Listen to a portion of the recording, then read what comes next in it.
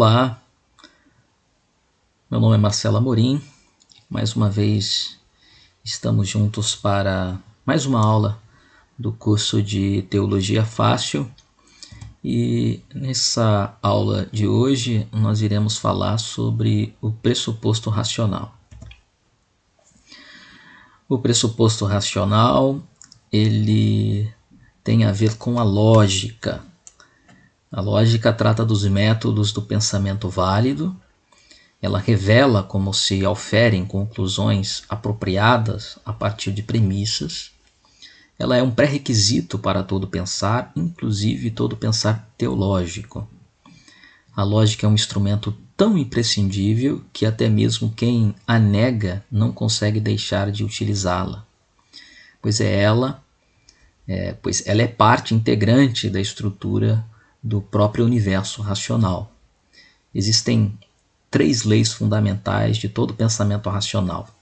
A lei da não contradição, A é diferente de não A. A lei da identidade, A é igual a A. E a lei do terceiro excluído, que é ou há ou não há. É importante a gente frisar que dentro do mundo teológico existe algumas pessoas que negam o pressuposto racional, porém o pressuposto racional ele está intrinsecamente ligado à racionalidade humana, ou seja, à possibilidade ou a real noção que nós temos sobre razão, pensamento, raciocínio tem a ver com esse pressuposto racional que nós iremos discutir nesta aula. A lógica e Deus. Se a lógica é a base de todo pensar e a teologia é o pensar a respeito de Deus, temos que a lógica é a base para todo pensamento a respeito de Deus. Mesmo assim, alguns discordam dessa conclusão, alegando que Deus é soberano sobre todas as coisas, inclusive sobre a lógica, e que, ao fazermos da lógica a base para a compreensão de Deus, tornamos Deus sujeito à lógica, como diz Norman Dewey. A lógica está ontologicamente sujeita a Deus. É verdade que, na realidade, Deus é anterior a tudo ou mais. Nesse sentido, Deus é também anterior à lógica, na sua ordem de ser. A lógica é uma forma de pensamento racional e Deus é a mais importante ou é o mais importante dos seres racionais existentes. Portanto, ontologicamente, a lógica está sujeita a Deus. Entretanto, isto não significa que a lógica é arbitrária, que Deus não escolheu simplesmente ser racional e consistente. Ele é racional por sua própria natureza. As Sagradas Escrituras nos informam que, por exemplo, é impossível que Deus minta e que ele não pode negar-se a si mesmo. Ou seja, Deus não pode ser irracional. A violação das leis da lógica é contrária à sua natureza, como ser racional por excelência, perfeito e absoluto no universo. Deus está epistemologicamente sujeito à lógica. Mesmo que Deus seja anterior à lógica, na ordem do ser, ontologicamente falando, podemos dizer que a lógica precede Deus na ordem do saber, epistemologicamente falando. Nenhum tipo de conhecimento pode ser obtido sem utilizarmos as leis do pensamento. E se isso não é verdadeiro, nada mais temos a concluir. Até mesmo a afirmativa Deus é Deus perde o seu sentido se a lei da identidade, A é igual a A, não estiver em força. Na mesma forma, a afirmativa de que Deus existe não poderá ser verdadeira se a lei da não contradição não estiver em força. Pois, se não for possível ou não for assim, Deus poderia existir e não existir ao mesmo tempo e no mesmo sentido. Será que Deus está sujeito a alguma coisa além de si próprio? Claro que não. Quando afirmamos que Deus está sujeito à boa razão, à lógica, estamos dizendo que ele está sujeito à sua própria natureza, já que ele é a razão final, ou o Logos, como podemos ver em João, capítulo 1, versículo 1. Assim, quando Deus está sujeito à lei da justiça, ele não está aprisionado a nada que vá além de si próprio, mas a algo que faz parte dele mesmo, ou seja, a sua própria natureza imutável.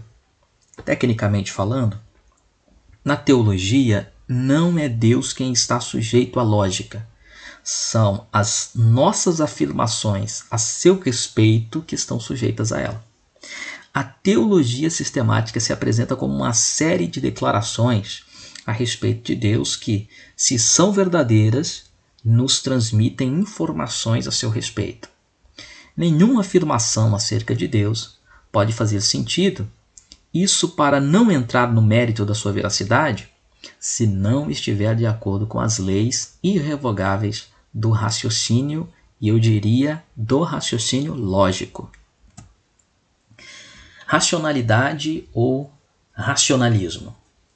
Algumas pessoas argumentam que tornar Deus sujeito à lógica é uma forma de racionalismo, já que isto faz com que as verdades a seu respeito se tornem sujeitas à razão humana.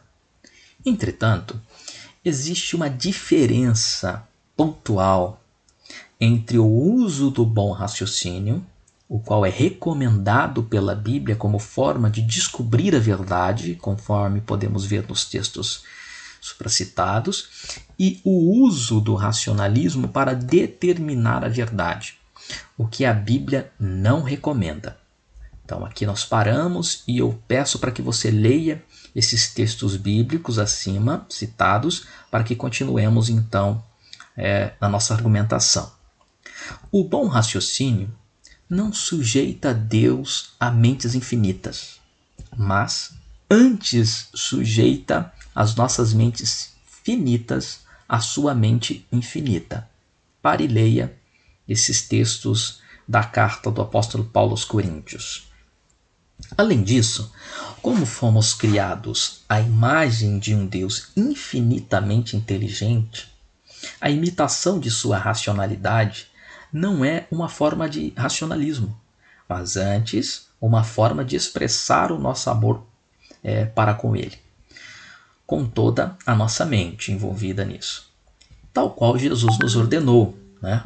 E vemos no texto de Mateus, capítulo 22, verso 37. Nem mesmo a revelação especial pode ser conhecida ou transmitida sem o uso da lógica.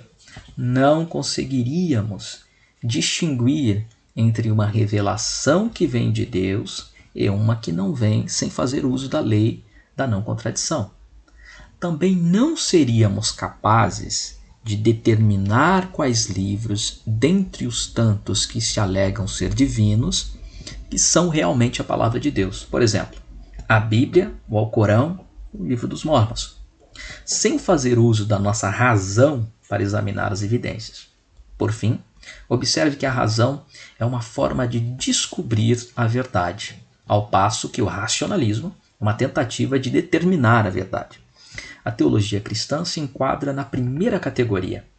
Toda verdade é revelada por Deus, seja ela na sua forma geral ou especial, porém toda verdade é recebida pela nossa razão. Conclusão. Concluímos então que a teologia sistemática é dependente da lógica de muitas maneiras. Todas as suas afirmativas estão sujeitas às leis básicas do raciocínio. As contradições não podem ser ao mesmo tempo verdadeiras e falsas. Da mesma forma, como veremos no capítulo, os métodos utilizados para construir a teologia sistemática derivam da lógica, tanto do tipo dedutivo quanto do indutivo. A teologia sistemática começa com um estudo indutivo, tanto da revelação especial na Bíblia, quanto da revelação geral na natureza, e faz deduções a partir de ambas. Depois disso, ambas são juntadas em todo o processo sistemático e unificado. Sem a lógica, isto não seria possível. Portanto, a filosofia, especialmente a lógica, é verdadeiramente a governanta da teologia.